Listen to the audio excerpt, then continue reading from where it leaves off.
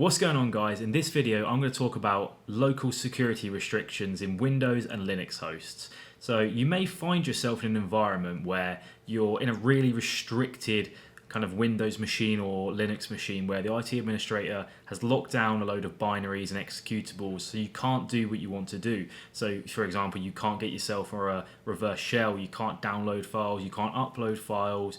You want to break out of this restricted machine, but you're struggling. So there's two projects that I've come across: GTFO bins for Linux and lolbas for Windows. So what these do, we'll start with Linux, is you can filter here on what you're trying to do in that restricted machine, and it will show you all of the binaries that might allow you to do that. So for example, if you filter on reverse shell, this shows you all of the Linux binaries that will allow you to get a reverse shell on that machine. So for example, if bash is restricted, you could use GDB for a reverse shell, or one of the various other binaries which might not be restricted on that machine. IT administrators make mistakes, they don't think about certain things. There is going to be some binary that you can use to do what you want to do, and that's kind of the basics of privilege escalation, is kind of finding this kind of stuff. So I'm going to show you a few examples of doing various things on Linux and Windows based on these websites. And the first one we're going to work with is actually General Debugger, GDB. So I'm going to want to download a file. So to do that, you click on the GDB, which is here, and that will take you to this page, and it will show you all the things you can do with GDB. So I'm going to use this to file download. So we can just copy these lines, export URL. So you copy that in, put that, just to recap on what I'm using here. So I've got a Kali Linux box, which is my attacker machine. I've got a Windows VM, which is my Windows victim machine. And I have a Linux box, which is my Linux victim machine. So anyway, we just copied that. So we want to, I've already got this in here, so I'm just going to enter on that. So this is going to be the variable that we're going to use for General Debugger, and what this is my attacking machine, my Kali box. It's a web server, and calc.exe is going to be the fake exploit that we're going to try and put onto this Windows, this Linux box. So if we just enter that, go back to the bins website, copy that. I've already got it again.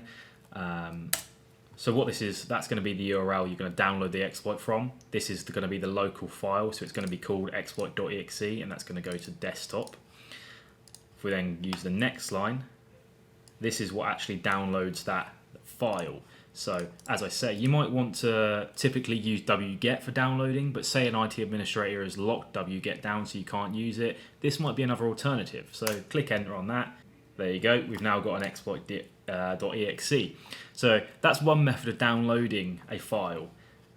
The next thing I want to show is how easy it is to read a file. So for Linux, you might typically use cat, or even use a text editor like Nano or Vi, something like that. Say they're restricted, you can actually just use date. So if you set the environment variable, so we're going to copy here, just clear this off. Set the environment variable as the L file equals the file that you want to read. So I'm going to try and read this do not read me file here. So just put that in there. That's the environment variable set. Copy the next line. That doesn't help. Pop that in here. And what this is saying is use the date binary with this file, and there you go. That's what the file says. Inside there, you'll see really sensitive data, not for read. Not very good grammar. So that's a really good way of simply reading a file without actually using a text editor or cat or something like that. So there's various different things that you can use for reading files, and this website's really good for showing you that.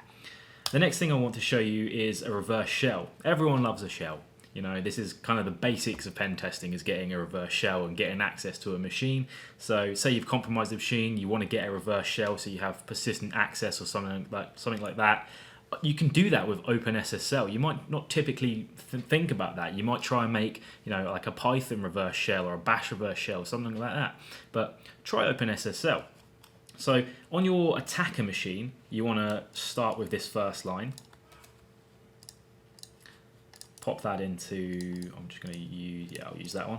Pop that into there. And what this is going to do, it's actually going to create a certificate to use with OpenSSL, because what this is going to do, it's going to create an encrypted tunnel that you can use to, do your reverse shelling.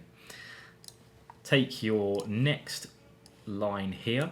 So what this is going to do is going to say listen on port 12345 with OpenSSL. So that's now listening. As you can see, it's not doing anything, just waiting there, listening. Now we want to use this on your victim machine. So our host equals, so this is another, that's the wrong thing. This is another environment variable. I'll clear that off. Pop that in there. You want to put your R host, of course, to the attacking machine's IP address, because that's where it's going to reverse shell back to. And then use the next line, which is our port, which of course is the remote port. We said we're going to use 12345, which is here on the attacking machine. So obviously you want to connect to the right port. Pop that in there. And then finally use the last line, which is going to create the tunnel or the pipe using OpenSSL back to your machine. So that's now opened the pipe on the victim machine. Go back to Kali, you've now got a shell. So if I ls, there you go, you've got the do not read me file there, and in the incognito tab you've got a do not read me there. So we now have a full shell here. Next is Windows. Okay, so just to recap there, using Linux, let's say we had a restricted shell, we were able to download a file, which could be, an exploit. We were able to read a file, so in certain circumstances, there might be permissions set up where date might have, root access by default, so that could read etc shadow and get passwords, for example. And we were able to create a reverse shell, so that could create persistent access in Linux.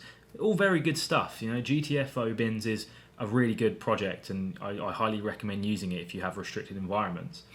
So now moving on to LOLBAS, we can do similar things. We can execute a file where you wouldn't expect to execute files, so using these binaries, for example. You can bypass access control whitelists. So if an administrator said you're not allowed to use CMD, you can actually use these to bypass the access control whitelist. You can download files, look at credentials. As I say, you can do a lot of things here. I'm going to show you two things. I'm going to show you downloading a potential exploit, for example, and I'm also going to show you how to execute things using FTP. So starting with downloading, you can use searchutil, which is a standard binary on Windows machines. I already have that copy and pasted in here, which is this. So what this is doing, it's using searchutil, and this is the IP address of my attacking server on 8000, like I used with Linux. This is my pretend exploit, and this is the name that I want it to be on this Windows machine here. So if I enter on that, that will create exploit.exe on the desktop, which is here, which is lovely. Now say you can't run that because there's some sort of access control going on where you can't just click that and run it. Let's use FTP to run a file. Really unorthodox, but it works. So if you look down here at execute, if we copy this line here, which I've already done in this shell here, so as you can see, we're echoing the exploit.exe path into FTP commands.txt, so we're creating a file there, and that's going to put it into the FTP command and do its thing and run it, basically. So if I enter on that, you'll see calculators come up. It's used to exploit, which is the calculator binary, and that's run. So this is very good for, as I say, breaking out of restricted environments. I really recommend you go and take a look at that, play around with it, use maybe your own lab, because it will definitely be helpful on those more tricky environments where IT administrators really know their stuff, and users can't just do what they want. But yeah, thanks for watching, guys. Give us a like, give us a subscribe. Thank you.